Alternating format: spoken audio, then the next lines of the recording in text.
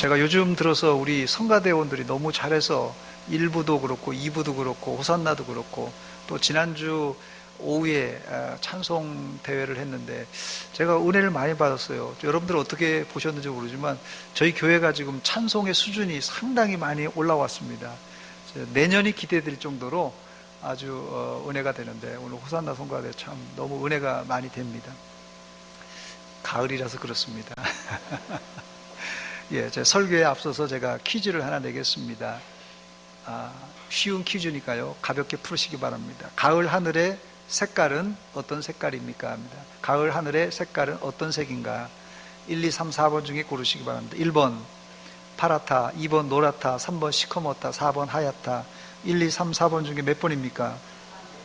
예, 1번이죠. 뭐 이거 두말할 것 없이 우리나라 대한민국의 가을 하면 높고 푸른 파란 하늘이 우리가 대표할 수 있는 가을의 하나의 정경 중에 하나입니다. 그런데 우리 주변엔 가을 하늘이 파랗지 않고 노랗게 보이는 사람들도 있습니다. 더 심각하면 캄캄한 하늘로 보이는 분들도 있습니다. 같은 사물을 어떤 사람은 파란 이런 하늘이구나 이렇게 생각하는데 어떤 분들은 노랗게 어떤 분들은 컴컴하게 보기도 한다는 것이에요. 자연 만물은 하나의 객관적인 사물이지만 우리 인간은 각자 처한 형편에 따라서 사물을 달리 볼 수 있습니다. 그래서 역설적으로는 어떤 사람에게 가장 우울한 날이 언제냐 물어보니까 크리스마스 혹은 명절이라는 얘기가 있습니다. 저는 그래서 이 크리스마스 명절이 우리는 그냥 기쁜 날이라고 하잖아요. 그런데 그것이 기쁘지 않은 사람이 있다는 것이에요. 우리는 파란 하늘이지만 하늘을 볼 때 캄캄하게 보는 사람이 있다는 거예요. 진짜예요. 제가 이게 그냥 지어진 얘기가 아니라 실제로 우리 주변에 그럴 수 있다는 것이에요. 저는 언제부터인가 하늘을 스마트폰에 담는 취미가 생겼습니다. 스마트폰이 구형이지만 그래도 잘 찍혀요. 어떤 때는 하루에도 몇 장씩 하늘을 카메라에 담아봅니다. 매번 찍을 때마다 하늘은 변화무쌍하게 움직이고 구름은 아름답게 수를 놓습니다. 백문이 불여일견이라고 사진을 몇 장 제가 직접 찍은 겁니다. 한번 보시기 바랍니다. 한번 보여주세요. 사진이 없나요? 예, 저게 제 사무실에서 저 한 달 전에 찍은 사진입니다. 저 앞에가 저 태평동입니다. 저 반석교회가 보이네요. 아시죠? 어디서 찍었는지? 제 사무실에 보니까 그 다음 사진이요. 예, 그 다음 아주 그냥 저 구름이 또 저렇게 새털 구름처럼 이렇게 쫙 돼서 또 찍었습니다. 또 하나 보여주세요. 예, 저는 그냥 하늘만 구름만 찍은 겁니다. 또 보여주세요. 예, 또 보세요. 똑같은 사진이 아니라 저건 한 일주일, 저건 또, 좀 보여주세요. 요 사진은 지난번에 한번 저 태풍 지나갈 때 있잖아요. 그때 지금 찍은 사진입니다. 저렇게 구름이 많이 있어요. 또 보여주세요. 또 이거 맑으네요. 그날은 맑고. 그 다음 날이요. 또 지금, 이게 날이 굳은 날이 또 있습니다. 또요. 예, 저건 이제 밤에, 저거는 금요일 날 심야기도 들어가기 직전에 딱 보니까 너무 멋있더라고요. 그래서 그냥 딱 눌렀더니 저렇게 되더라고요. 이렇게 멋있어요. 제 이 사무실 앞에서 찍은 게 저겁니다. 저렇게 멋있어요. 모르셨죠? 또 하나 보시기 바랍니다. 예, 저는 제 전속 모델입니다. 저희가 어디냐면 계족산에 한번 올라가 봤습니다. 어떻게 갈 계획이 없었는데 계족산에 올라가서 전속 모델을 시켜서 사진 한번 찍어봤어요. 저 사진하고 그 다음 사진 한번 보시기 바랍니다. 그 다음 사진이 저렇게 서 있어요. 같은 날 같은 시간인데 제가 하늘을 빛을 보고 역광으로 찍은 게 첫 번째 사진이고 이 순광으로 찍은 게 두 번째 이 사진입니다. 같은 배경이지만 이제 역광일 때랑 이 순광일 때랑 저렇게 다릅니다. 또 하나 보여주세요. 예, 저거는 지난번에 어디죠? 그 옥녀봉 어디죠? 여기가 강경 옥녀봉 가서 하늘이 너무 멋있더라고요. 사람도 찍었지만 그게 무슨 강입니까? 저 금강인가요? 백마강이에요? 금강, 예. 금강이고 저 건강이고 하늘이 너무 멋있었어요. 지금 카메라로 담을 수 없는 형상이라서 한번 담아봤습니다. 끝인가요? 저거는 제가 지난주에 저 동기 수련회 부산에 갔다 왔습니다. 부산 갈매기입니다, 저게. 부산 갈매기. 갈매기가 날아가더라고요. 그래서 한번 딱 찍었는데 마침 저게 부산 갈매기예요. 보셨죠? 그날이 좀 사실은 좀 부산 바다가 좀 뿌였는데 그래도 그냥 스마트폰인데도 저 정도 담겼습니다. 예. 여러분들 눈 호강 좀 시켜주려고 그냥 계속 우중충 하실까봐 눈 호강. 여러분, 저 하늘이요, 공짜입니다. 찍는다고 무슨 저작권 내라고 하지 않아요. 저 하늘을 제가 왜 보여드리냐 하면, 하늘 보는 것은 공짜지만 그것을 보고 느끼는 사람들이 별로 없어요. 공짜인데도. 어른들은 TV가 가깝고 젊은이들과 아이들은 스마트폰 때문에 하늘을 볼 일이 없어졌어요. 버스에도 지하철에도 심지어는 운전하면서도 스마트폰을 보는 세상입니다. 위험천만해요. 그러니 하나님이 창조하신 가을 하늘을 볼 시간이 없어요. 하나님의 그 걸작품인 가을 하늘을 볼 시간이 없다니까요. 가을 하늘을 여러분 보셨죠? 하늘이 절대 컴컴하거나 하늘이 절대 노랗거나 하늘이 절대 시커멓지 않습니다. 파란 가을 하늘이에요. 이 하늘을 누가요? 하나님이 창조하셨습니다. 할렐루야! 첫 번째, 다윗은 오늘 시에서 하나님의 이름이 온 땅에 아름답고 그 영광이 하늘을 덮었다고 고백합니다. 본문 1절입니다. 여호와 우리 주여, 주의 이름이 온 땅에 어찌 그리 아름다운지요. 주의 영광이 하늘을 덮었나이다. 우리는 땅바닥을 보고 돈이 떨어지지 않나 찾고, 하늘을 보고는 내일 날씨, 오늘 날씨가 어떤가 놀러 갈 생각만 합니다. 그런데 다윗은 우리와 차원이 달랐습니다. 땅을 보고는 거기서 주의 이름이 아름다움을 발견했어요. 땅을 보고 주님의 이름, 하나님의 이름을 거기서 발견했고, 하늘을 보고는 주의 영광이 온 땅에 덮여 있는 것을 발견했습니다.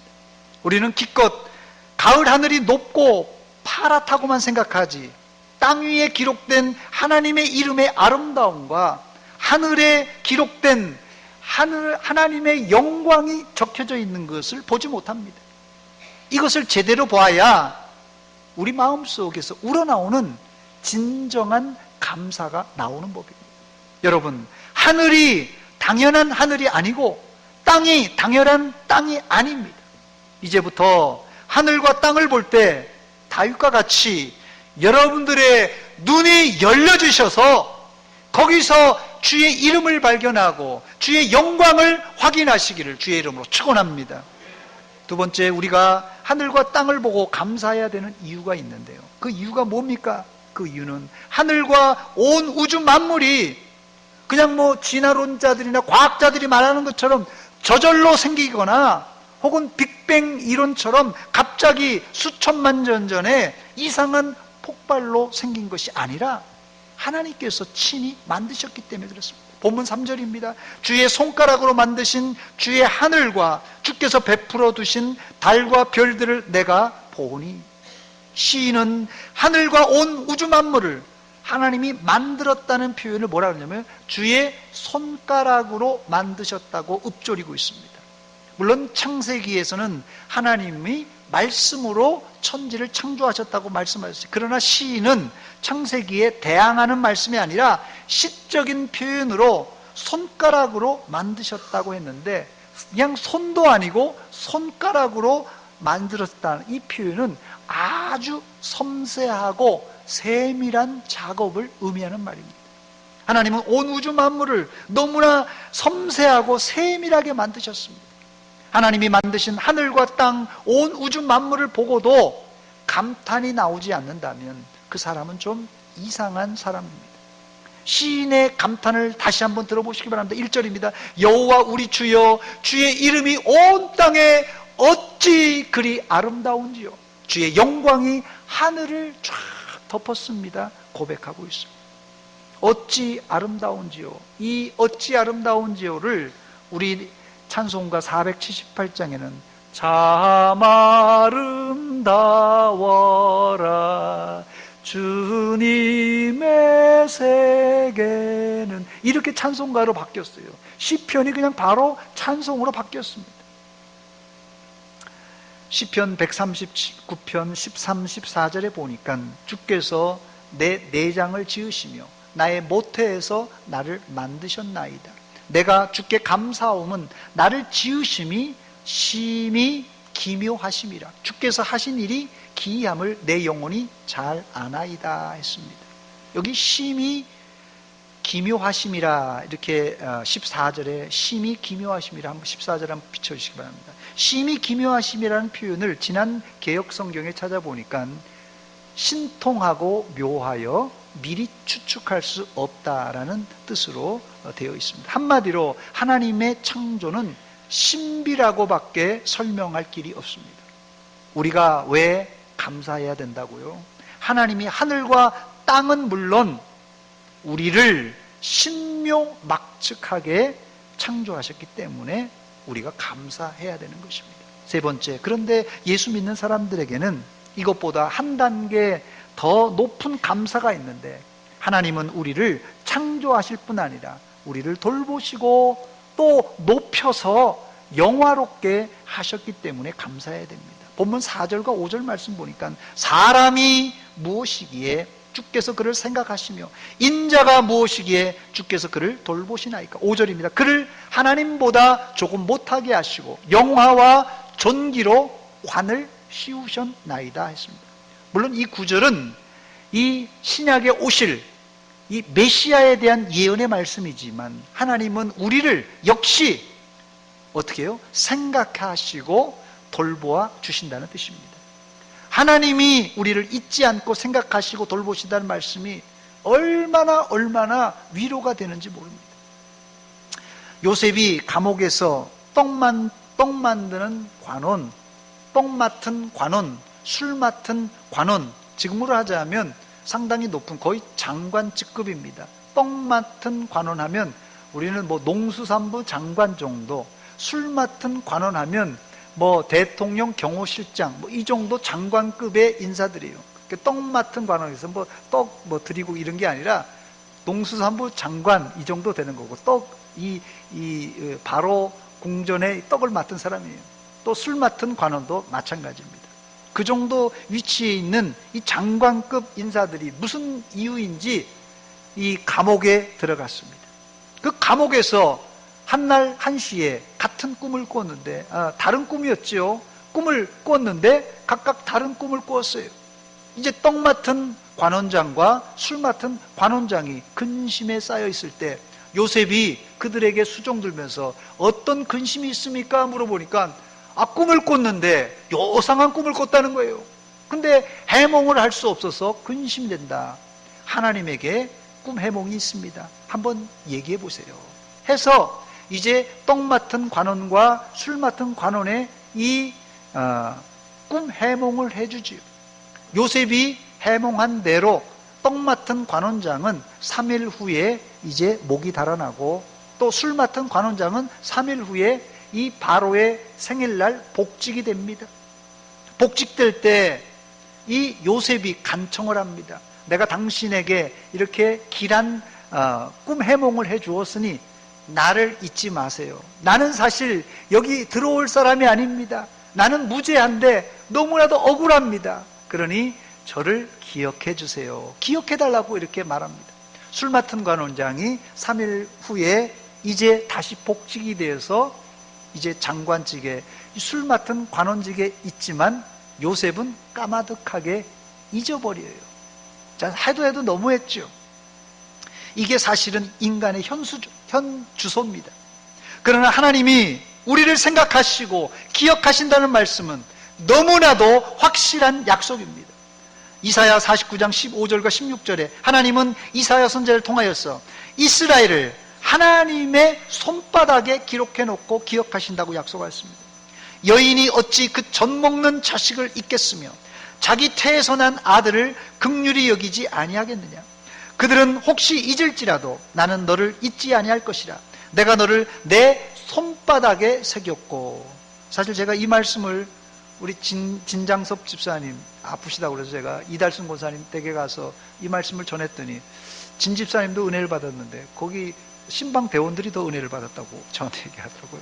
우리 오 권사님 은혜를 받았다고 제가 들어서 제가 힘이 났는데요. 여러분, 이게 무슨 말이냐면요, 하나님께서 우리를 기억하시는데 손바닥에 기록했다고 그래요.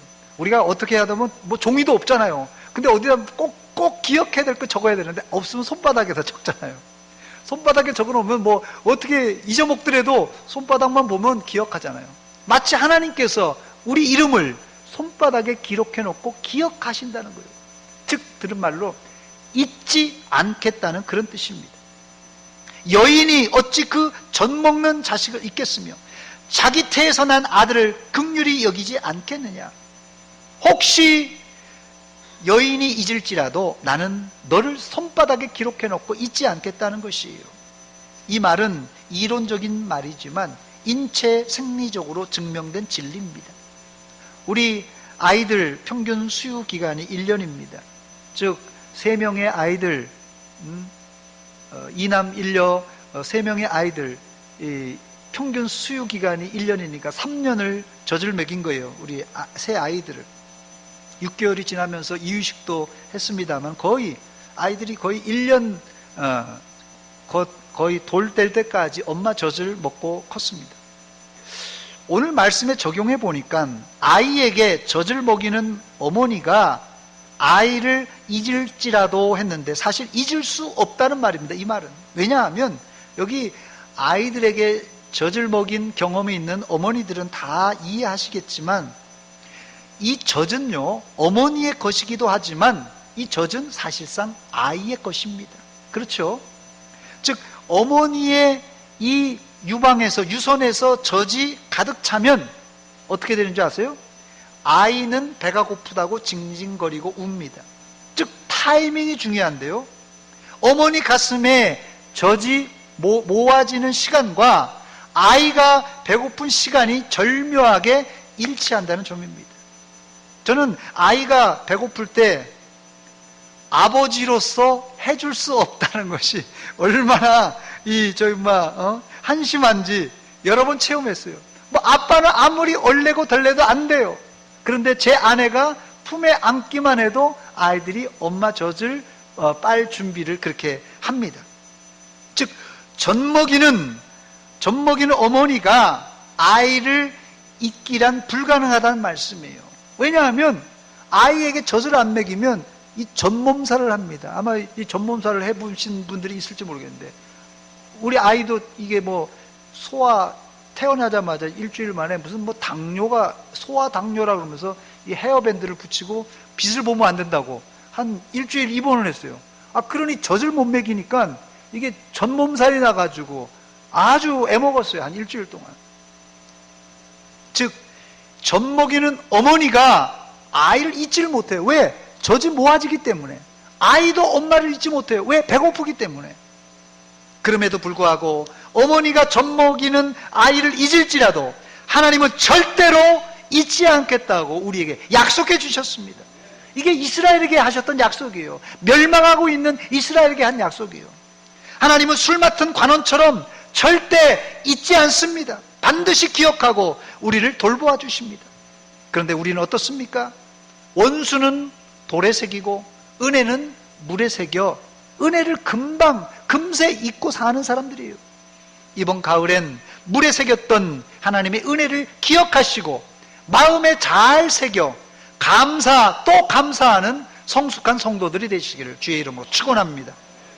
네 번째, 심지어 하나님은 우리를 만물의 영장으로 창조하시고 그 만물을 다스릴 수 있는 권한을 위임해 주셨습니다. 창세기 1장 27절로 28절입니다. 하나님이 자기 형상 곧 하나님의 형상대로 사람을 창조하시되 남자와 여자를 창조하시고 하나님이 그들에게 복을 주시며 하나님이 그들에게 이르시되 생육하고 번성하여 땅에 충만하라. 땅을 정복하라. 바다의 물고기와 하늘의 새와 땅에 움직이는 모든 생물을 다스리라 했어요. 다스리라. 이것이 하나님이 인간 창조 후에 제일 먼저 주셨던 문화 명령입니다. 생육하고 번성할 뿐 아니라 땅을 정복하고 그리고 땅을 다스리라, 만물을 다스리라는 것이 하나님의 명령입니다. 이것은 아무에게 주신 명령이 아니라 인간에게만, 원숭이에게, 무슨 침팬지에게 준 게 아니라 인간에게 주신 사명입니다. 본문 6절에 메시아가 오시면 이런 권한을 가지고 다스릴 것이라는 예언의 말씀이에요. 주의 손으로 만드신 것을 다스리게 하시고 만물을 그의 발 아래 두셨으니, 그랬어요. 만물을 다스리고 통치하는 일은 우리 주님께서 하시는 일이에요. 주님께서 온 우주 만물을 다스리고 통치하십니다. 그런데 그 권한을 누구에게요? 바로 우리에게, 주의 자녀된 우리에게도 맡겨주셨다는 것이에요. 그래서 땅 위와 하늘 그리고 바다에 사는 모든 동물까지 다스리라고 그 권한을 하나님께서 우리에게 위임해 주셨습니다. 7절과 8절입니다. 곧 모든 소와 양과 들짐승이며 공중의 새와 바다의 물고기와 바닷길에 다니는 것이니라 그랬습니다. 그런데 인간들은 만물과 동식물들을 잘 다스리기는커녕 자연을 심각하게 착취하고 파괴함으로 동식물 중에는 이미 멸종한 것들이 한두 가지가 아닙니다. 그래서 뒤늦었지만은 천연기념물이나 국가적으로 이 보호기종을 이제 지정해서 국가에서, 세계에서 지금 보호하고 있습니다.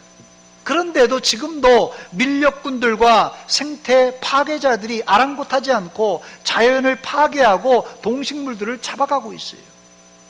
물론 이 땅과 하늘은 주님 재림 시에는 이제 새 하늘과 새 땅으로 변할 것입니다. 그래서 지금 이 땅과 심지어 이 하늘도 뜨거운 불에 다 해체된다고 그랬어요. 그리고 새 하늘과 새 땅이 도래할 것입니다. 그럼에도 불구하고 주님 오실 때까지는 하나님이 다스리라고 우리에게 이 만물을 위임해 주셨어요. 그러므로 우리가 잘 보존하고 잘 지켜야 될 책임이 바로 우리에게 있는 것입니다.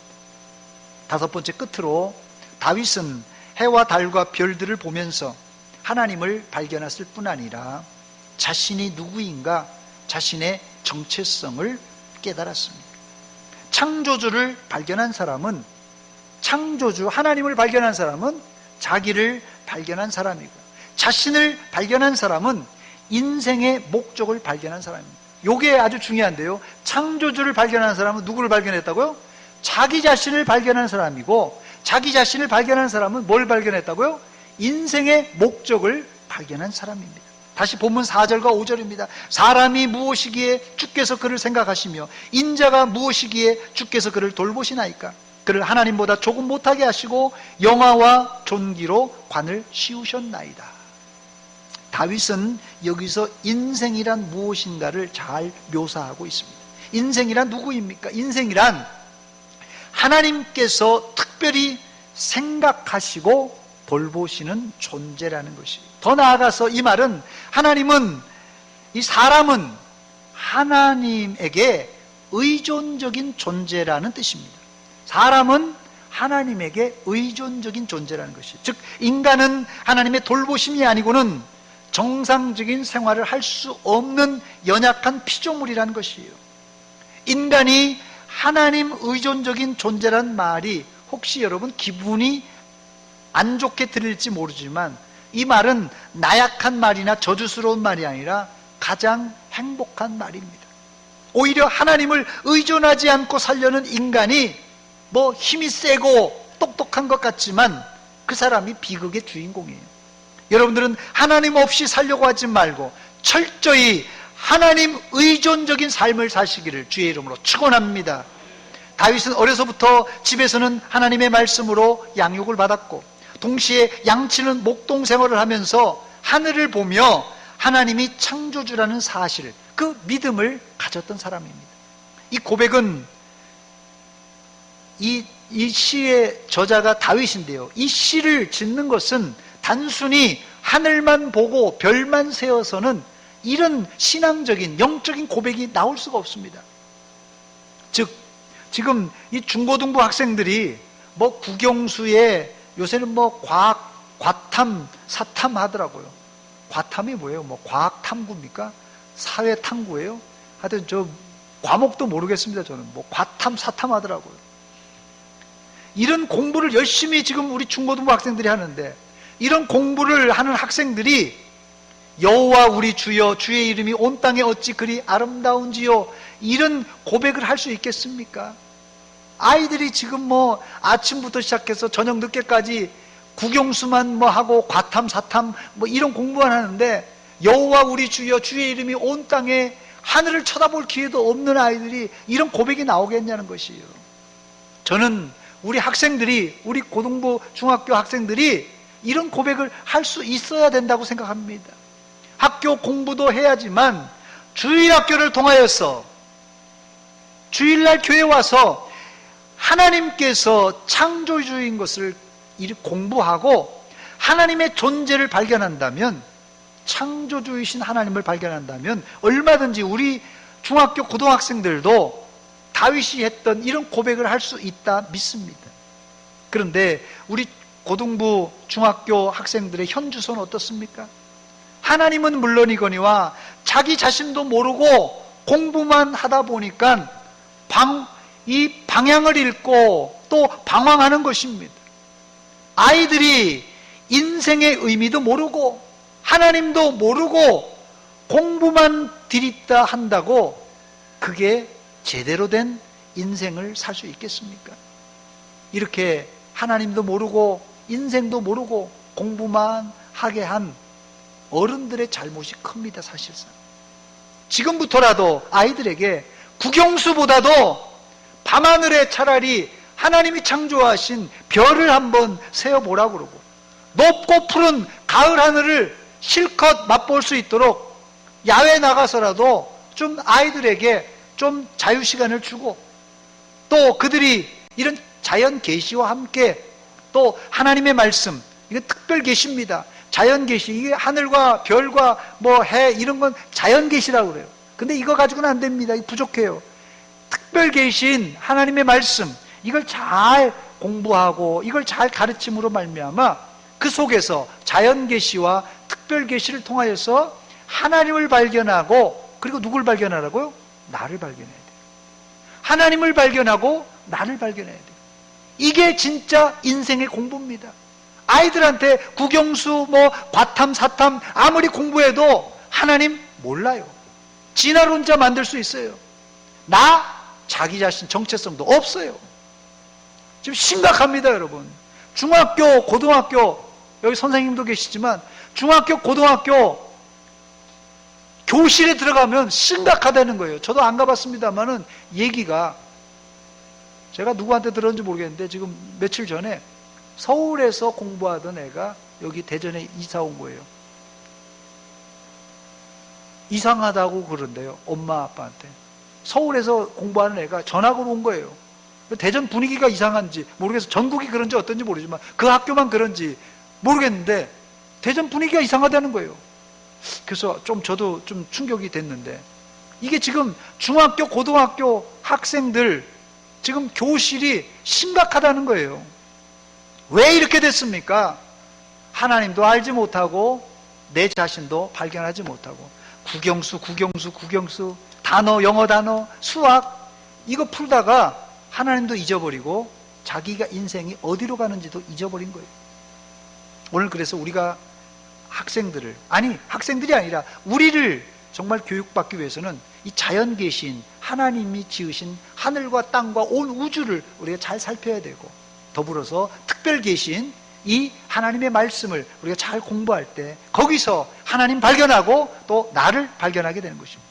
이제 말씀을 맺습니다. 다윗은 시를 마무리하면서, 저는 이 사람이 무엇이기에, 이 단어가 저를 굉장히 마음을 움직이게 만들었습니다. 사람이 무엇이기에, 내가 누구간데, 내가 뭔데, 주께서 생각해 주신다. 주께서 생각한다는 것은 그냥 잠깐 생각하는 게 아니에요. 주께서 생각한다는 것은 손바닥에, 하나님의 손바닥에 나를 새기시고 나를 생각해 주시겠다는 거예요. 나를 기억해 주시겠다는 거예요. 나를 잊지 않겠다는 그런 뜻입니다. 내가 누구간데, 사람이 무엇이간데, 내가 누구간데 하나님께서 이런 귀하게 나를 주목해 보시는가, 너무너무 감사하더라고요. 그것뿐이 아닙니다.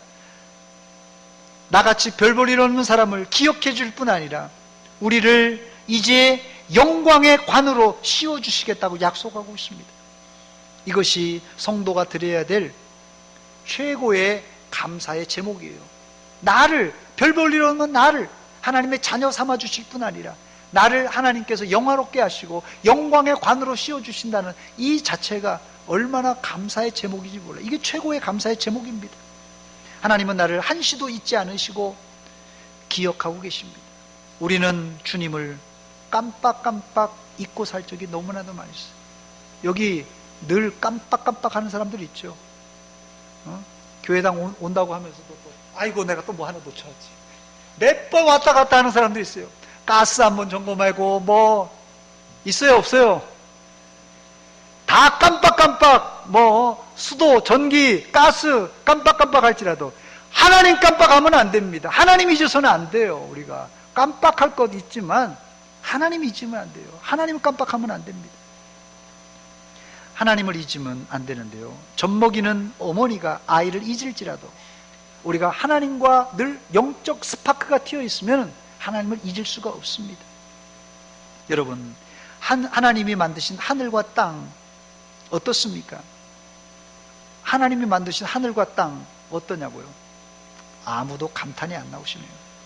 다윗은 하늘과 땅을 보고 거기서 하나님의 이름이 충만한 것이, 그 하나님의 영광이 충만한 것을 보고 감탄했어요. 어찌 그리 아름다운지요.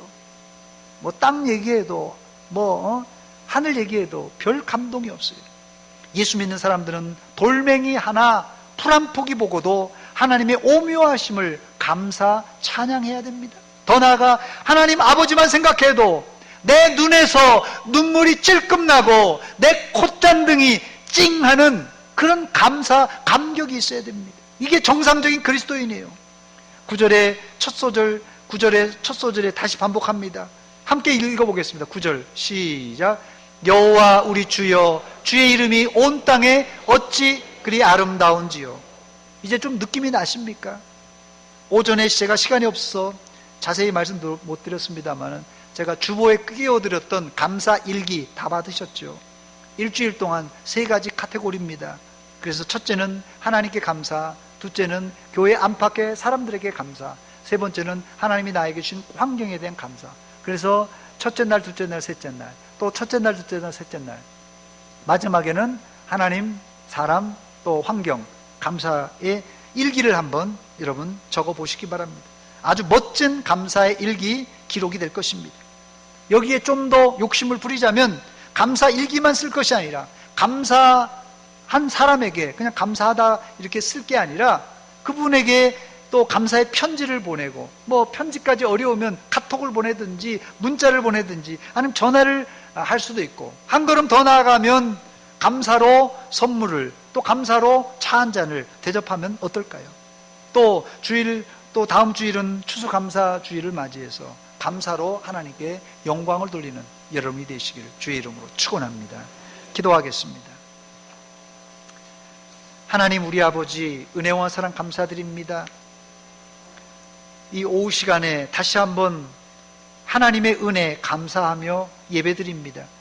우리는 늘 있는 하늘이고 늘 밟고 닿는 땅이라서 별 감흥이 없었지만 다윗은 그 땅을 보고도 하나님의 그 풍성함을 체험하고 그 은혜를 발견하고 주의 이름을 그곳에서 발견하고 또 하나님의 영광을 하늘에서 발견했습니다.